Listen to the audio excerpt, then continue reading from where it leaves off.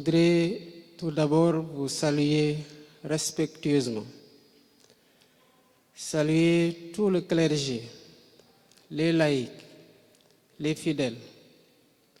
Je voudrais saluer tous les marcheurs, cette jeunesse qui porte en foi sa foi en bandoulière et s'achemine vers ce lieu de haute spiritualité. Nous prions pour qu'ils arrivent en paix et qu'ils puissent sacrifier au pèlerinage pour lequel ils auront marché des kilomètres. Nous prions surtout pour que Dieu accepte les prières qui seront formulées ici. Monseigneur, je viens ici en témoignage à la reconnaissance que j'ai pour la communauté catholique. Je viens ici à ma qualité aussi, et principalement de président de la République, soucieux des conditions dans lesquelles la forte communauté qui se déplace ici accomplit le rituel annuel du pèlerinage marial de Popenguine.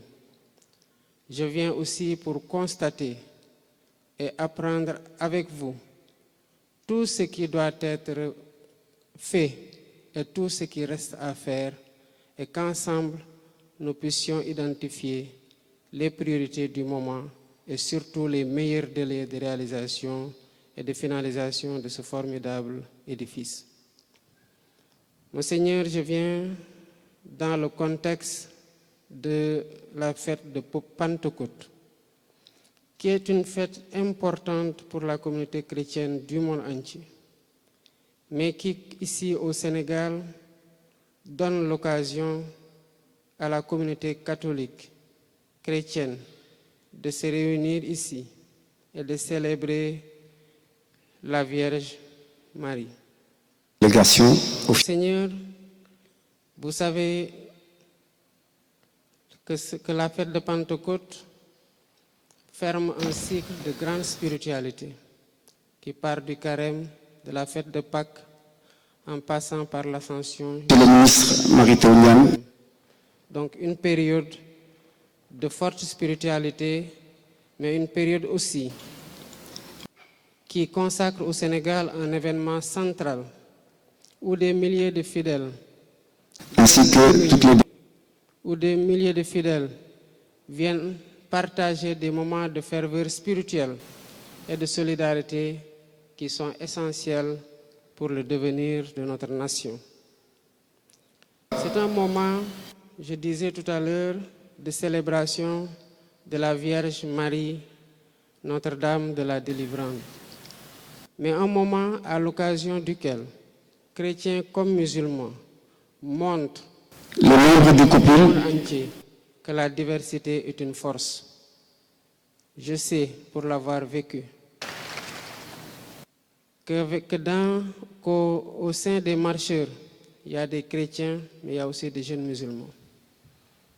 Cette diversité que nous considérons comme une force et que nous donnons en exemple au monde entier doit être entretenue par l'engagement soutenu de l'État aux côtés de la communauté chrétienne. Parce qu'en ce lieu, Notre-Dame de la Délivrance qui est célébrée nous offre un merveilleux exemple de valeurs universelles par les valeurs universelles qu'elle incarne dans un modèle de vertu, d'amour, de compassion et de pardon. Toutes choses dont nous avons besoin aujourd'hui au Sénégal pour refonder notre vivre ensemble. Excellence, je voudrais vous dire, Monseigneur, le du Sénégal s'engage davantage aux côtés de la communauté chrétienne, comme aux côtés de toutes les autres communautés, pour bâtir et refonder ce vivre ensemble.